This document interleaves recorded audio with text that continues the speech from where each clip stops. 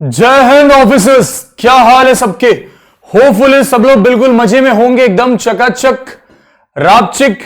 तो मेरे भाई एग्जाम आ रहा है नजदीक, फॉर्म तुमने भर लिया है, मात्र 3 महीने बचे हैं।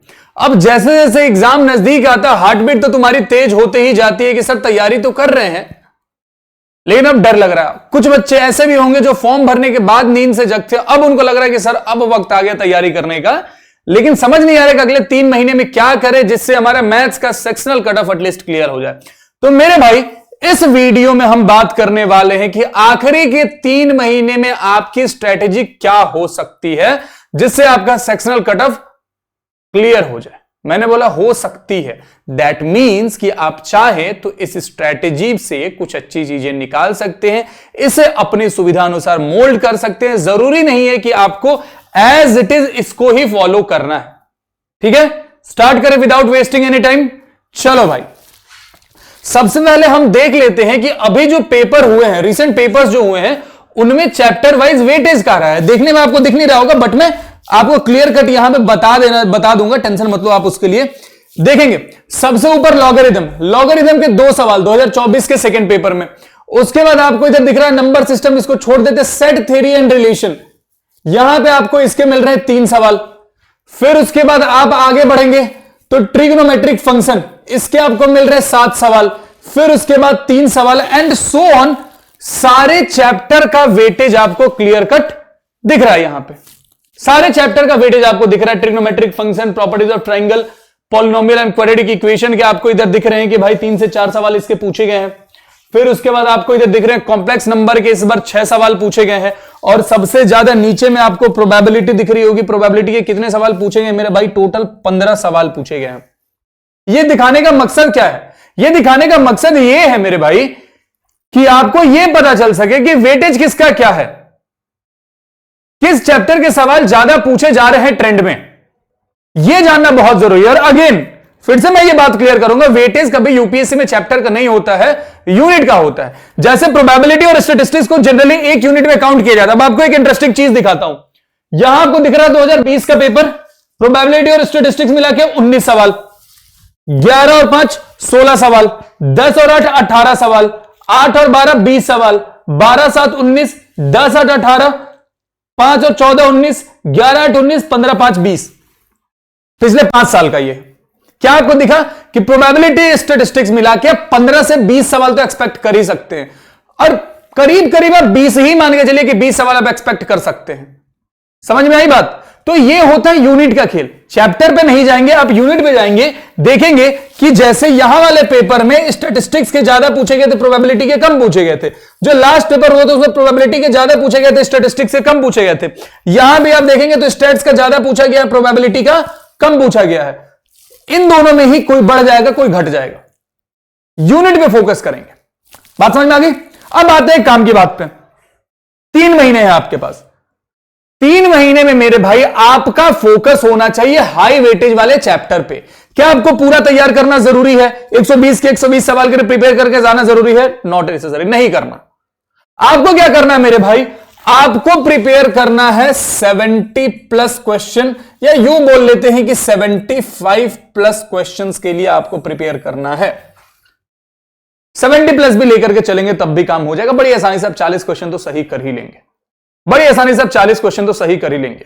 अब मैं अगर आपको अपने साइड से, अगर आप मेरे से जानना चाहिए कि सर कौन कौन से चैप्टर हमें उठाने चाहिए, तो मैं अपने साइड से मार्क कर देता हूं कुछ चैप्टर। आप चाहे तो आप चेंजेस भी उसमें कर सकते हैं। सबसे पहले आपको ये दोनों यूनिट तो उठाना ही उठाना है। प्रोबेबिलिटी स्टैटिस्टिक्स प्रिपेयर करना है, वेक्टर अलजेब्रा 3D ज्योमेट्री करना है। जब ऊपर में आप ज्योमेट्री के और पार्ट में जाएंगे तो ये कोऑर्डिनेट ज्योमेट्री और स्ट्रेट लाइंस आप कर लेंगे। कोनिक एक बार को स्किप कर सकते हैं आप, ठीक है। जब ऊपर जाएंगे तो ट्रिग्नोमेट्रिक्स में आइडेंटिटीज, रेशियो और वो वाले जो चीजें होती हैं आप वो कवर कर लेंगे। आप चाहे तो प्रॉपर्टीज ऑफ ट्रायंगल छोड़ दे, हाइट एंड डिस्टेंस छोड़ दे, इनवर्स ट्रिग्नोमेट्री भी छोड़ दे चाहे तो। फिर उसके बाद आप सेट और रिलेशन पढ़ लें, इजी है सेट और रिलेशन करना, आप कर लेंगे। जब हम अलजेब्रा की बात करते हैं मेरे भाई तो आप पीएनसी जरूर करें, परम्यूटेशन एंड कॉम्बिनेशन जरूर करें, क्योंकि परम्यूटेशन एंड कॉम्बिनेशन का यूज आपके इधर प्रोबेबिलिटी में भी होगा। उसके बाद अगर मैं बात करूं, आप कॉम्प्लेक्स और क्वाड्रेटिक भी उठा सकते हैं। कॉम्प्लेक्स और क्वाड्रेटिक में अगर आप देखेंगे तो 4 और 2 6, 5 और 4 9, 6 और 5 11, 5 2 7, 3 2 5, फिर 5 और 3 8, और लास्ट वाले में तो 7 और 6 13। इसलिए मैं बोल रहा हूं कि आप इन दोनों को उठा करके लेके चले, क्वाड्रेटिक और कॉम्प्लेक्स नंबर दोनों को उठा लें आप। सीक्वेंस एंड सीरीज आपका करने का मन है तो कर लीजिएगा, थियरी पढ़ लीजिएगा, एटलीस्ट थियरी एटलीस्ट पढ़ लीजिएगा। उसके बाद मैट्रिक्स और डिटर्मिनेंट जरूर उठाए, नहीं छोड़ना है, बिल्कुल भी नहीं छोड़ना है, कर का ही आना है। जरा अब हम कैलकुलस में हाथ डालते हैं मेरे भाई। कैलकुलस में आपको डिफरेंशियल इक्वेशन करना है, आसान सवाल आएंगे। डिफरेंशियल इक्वेशन करने के लिए आपको 2-3 चैप्टर और करने पड़ेंगे। इनडेफिनिट इंटीग्रल आपको करना पड़ेगा, एटलीस्ट आपको बेसिक इंटीग्रेशन आना चाहिए, तभी आप सॉल्यूशन ऑफ डिफरेंशियल इक्वेशन कर पाएंगे। तो आप यहां से इनडेफिनिट इंटीग्रल कवर कर सकते हो, और फॉर्मेशन ऑफ डिफरेंशियल इक्वेशन के लिए आपको मेथड ऑफ डिफरेंशिएशन आना चाहिए, तो मेथड ऑफ डिफरेंशिएशन भी कर सकते हैं। ठीक है, जो ये वाला है आपको डेफिनेट इंटीग्रेशन दिख रहा है मेरे भाई। डेफिनेट इंटीग्रेशन में मैं आपको ये नहीं बोलूंगा पूरा ही बहुत सवाल पढ़े, लेकिन पढ़ लीजिए। कारण ये है कि इसके लिमिटेड रिजल्ट्स हैं, वही 0 से a, 0 से π/2, 0 से 2a, इन सब पे ही बेस सवाल पूछे जाते हैं। तो एटलीस्ट इनको अप्लाई करना अगर आप सीख लेंगे ना, तो क्या होगा कि आपको कुछ मार्क्स का एज मिल जाएगा, कुछ प्लस पॉइंट्स आपको मिल जाएंगे। आप ये कवर कर सकते हैं, एरिया अंडर कर्व आप स्किप कर सकते हैं, कोई दिक्कत नहीं है, कोई दिक्कत नहीं है। कॉन्टिन्यूटी, डिफरेंशिएबिलिटी और लिमिट्स अगर आप करने का मन है तो कर लीजिए, अदरवाइज कोई जरूरी नहीं है। मन ना करे, कैलकुलस बहुत बच्चों को टफ लगता है, आप स्किप कर सकते हैं। जिन बच्चों को कैलकुलस में इंटरेस्ट है मेरे भाई, कैलकुलस पूरा कर लेना। मैं ये तरीका बता रहा हूं, आप चाहे तो अपने अकॉर्डिंग, अपने इंटरेस्ट के अकॉर्डिंग इसमें चेंजेस कर लीजिए। अब अगर आप इसमें वेटेज जोड़ेंगे, अगर आप इसमें मार्क्स जोड़ेंगे मेरे भाई, तो जरा देखिए सेट रिलेशन मिला के यहां पे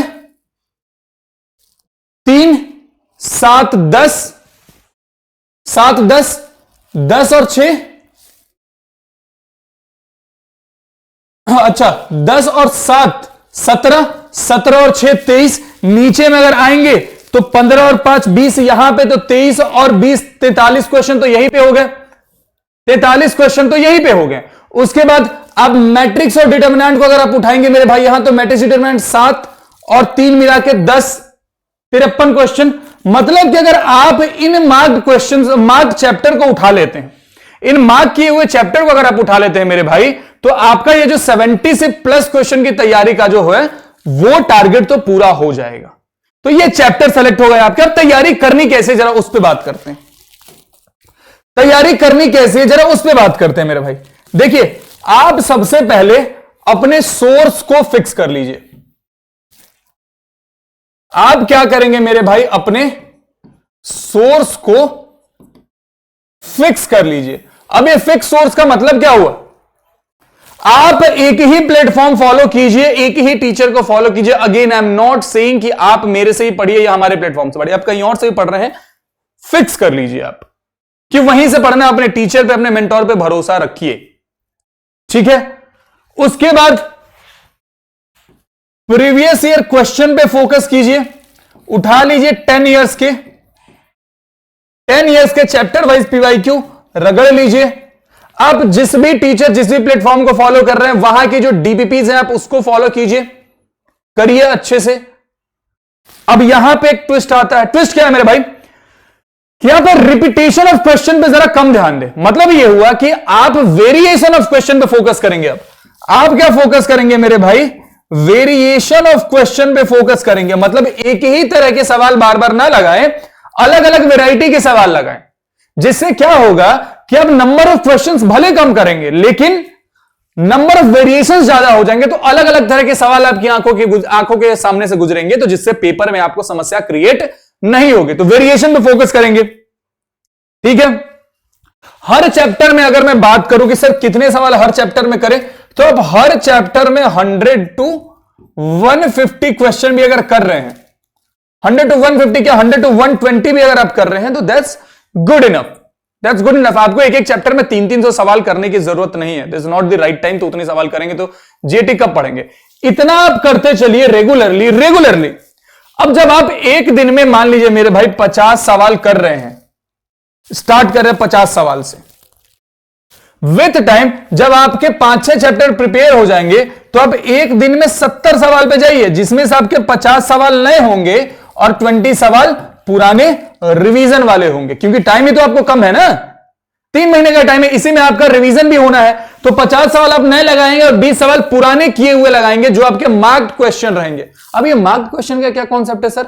मार्क्ड क्वेश्चन का कॉन्सेप्ट ये है मेरे भाई कि अगर आप मान लो कि कोई भी एक चैप्टर लगा रहे हैं, आप कोई भी एक चैप्टर का सवाल सॉल्व कर रहे हैं, उसमें कोई एक अच्छा सवाल आपको मिल गया जिसने आपका बहुत दिमाग खराब किया, अंततः आपने सॉल्व कर लिया उसको, लेकिन बहुत दिमाग लगाना पड़ा, आपने उस पर ऐसे करके एक स्टार मार्क कर दिया। ठीक है, कोई सवाल ऐसा हुआ जिसमें आपको किसी और की मदद लेनी पड़ी, आपने उस पर भी एक स्टार मार्क कर दिया। कोई सवाल ऐसा हुआ जिसका आपने सॉल्यूशन देख के समझा, उस पर भी आपने स्टार मार्क कर दिया। तो जो ये 20 सवाल आप लगाएंगे ना रिवीजन के टाइम, इन्हीं मार्क सवालों में से लगाएंगे, आप पूरा ही वापस से बेसिक बच्चों वाले सवाल सॉल्व नहीं करेंगे। तो होगा क्या, 50 सवाल आपने नए चैप्टर के लगाए तो आपका एक चैप्टर नया तैयार हो रहा है, 20 सवाल आपने पुराने के लगाए तो आप पुराना वाला भूले भी नहीं है, आप पुराना वाला भूले भी नहीं है। यह रिवीजन साथ साथ चलता रहेगा। तो नया चैप्टर, रिवीजन साइमल्टेनियसली। रिवीजन के एक और तरीका साथ में रखेंगे कि हर रोज जब आप सुबह उठें तो बेड छोड़ने से पहले आप अपनी नोटबुक उठाएंगे, किसी भी एक चैप्टर का, मैथमेटिक्स से किसी भी एक चैप्टर का बस आप नोट्स पढ़ लेंगे, नोट्स बनाएंगे जरूर, किसी भी चैप्टर का आप नोट्स पढ़ लेंगे। ठीक है, नोट्स पढ़ के छोड़ दीजिए, बाद में जब आप रिवाइज करेंगे 20 सवाल उसका लगाने वाला होगा तो 20 सवाल सीधा उठाइए, मार्क्ड क्वेश्चन लगा लीजिए, गुड इनफ, चैप्टर आपका रिवाइज हो गया, चैप्टर रिवाइज हो गया। अब मान लीजिए कि आपने ठीक ठाक चैप्टर कवर कर लिया है, अगर आप जब ये वीडियो देख रहे हो उसके जस्ट बाद ये तैयारी करना पे स्टार्ट कर रहे हैं, तो 1.5 मंथ के बाद आप क्या करेंगे, आप देना स्टार्ट कर देंगे मॉक टेस्ट, लगाना आप स्टार्ट कर देंगे। आपका टारगेट होना चाहिए कि आप एटलीस्ट मेरे भाई, एटलीस्ट की अगर मैं बात करूं, एटलीस्ट 10 मॉक तो दे ही दें, at least 10 mock with proper analysis. इसका मतलब ये नहीं है कि मॉक दे रहे हैं, मार्क्स देख रहे हैं, छोड़ रहे हैं, आगे बढ़ा, नहीं। आपने 10 मॉक दिया है, 10 मॉक का प्रॉपर एनालिसिस करेंगे कि अच्छा ये चैप्टर मैंने रेडी किया था बट इसका सवाल मेरे से बना नहीं, है ना, ये एक सवाल है जो मैंने सॉल्व तो कर लिया लेकिन इसमें वक्त बहुत ज्यादा लगा तो इस टाइप के सवाल पेपर में नहीं करने हैं। फायदा क्या होगा, 10 मॉक 120 क्वेश्चन, मतलब आपके पास हो रहे हैं 1200 क्वेश्चन के क्वेश्चन बैंक रेडी हो गया। सर आपने तो बोला था कि हमें 70 क्वेश्चन ही रेडी करने, कोई बात नहीं ना, हम 70 ही मान के चल रहे, हमें जिन 70 क्वेश्चन से मतलब हम 70, मैं तो 75 बोला था, मैं 70 पे आ गया, चलो 70 गुना 10, 700 क्वेश्चन का आपके पास क्वेश्चन बैंक रेडी हो रहा है, है ना। क्या इन 700 क्वेश्चंस में से 40 क्वेश्चन भी पेपर में नहीं फंस सकते हैं? आप कहीं भी मॉक लगा रहे हैं, 40 क्वेश्चन भी पेपर में नहीं फंस सकते हैं क्या? 700 में से आसानी से फंस सकते हैं भाई। मैं ये नहीं बोल रहा कि वैल्यू सहित फंस जाएंगे, वैल्यू चेंज हो जाए, कॉन्सेप्ट तो फंस सकते हैं ना। मतलब अगर आप ये 700 सवाल अच्छे से एनालिसिस करके जा रहे हैं तो ये 40 क्वेश्चन अचीव करना is not that big deal, not a big deal.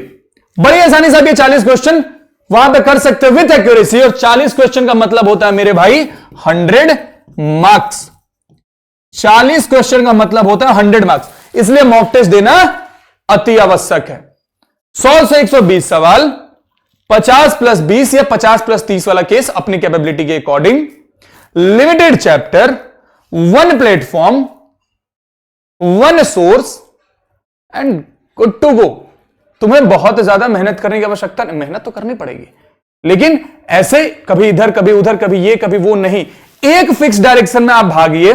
जो मैंने टिप्स बताए हैं आप इन सबको फॉलो कीजिए, मेरा वादा है भाई 3 महीने में आपकी मैथ्स इतनी अच्छी तो हो जाएगी कि आप बड़ी आसानी से एनडीए का पेपर क्लियर कर सके। मैथ्स का जीएटी के लिए आपके पास इनफ टाइम बचेगा अगर आप ये स्मार्टली अगर फॉलो करेंगे तो जीएटी के लिए you will get enough time कि आप जीएटी में अपने स्कोर को बूस्ट कर सकें और फाइनली जो कट ऑफ आएगा 305 number, 310 number, what ever it would be, आप बड़ी आसानी से उसको क्लियर कर सकते हैं। ठीक है,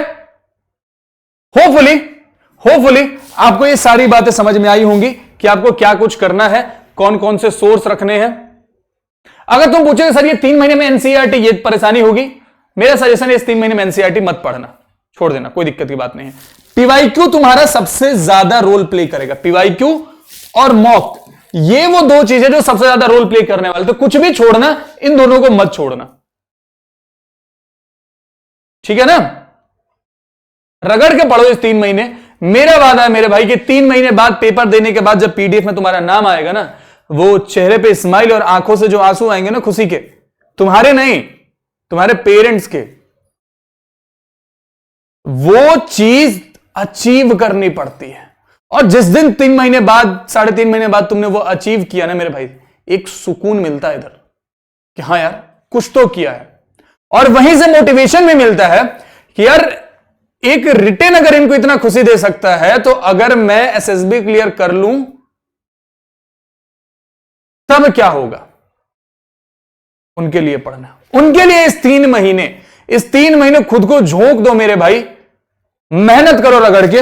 और मेरा वादा है you will be thankful to you, you will be thankful to you कि हाँ यार मेहनत करी है और फाइनली उस मेहनत का फल मिल रहा है एट द एंड मेरे भाई।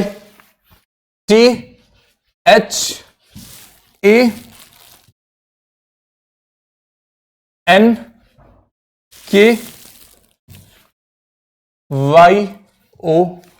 Thank you.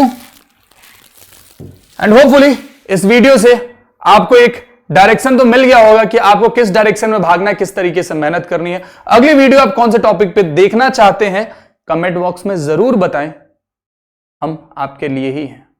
मिलते हैं अगले वीडियो में, तब तक के लिए जहां हो हंसते रहो, खेलते रहो, मुस्कुराते रहो, पढ़ाई रेगुलर करते रहो, स्ट्रेस फिर अपना ख्याल रखो। Ladies and gentleman, have faith in yourself, you all are going to make it this time and day is waiting for you and we are also waiting to see you all in uniform. तब तक के लिए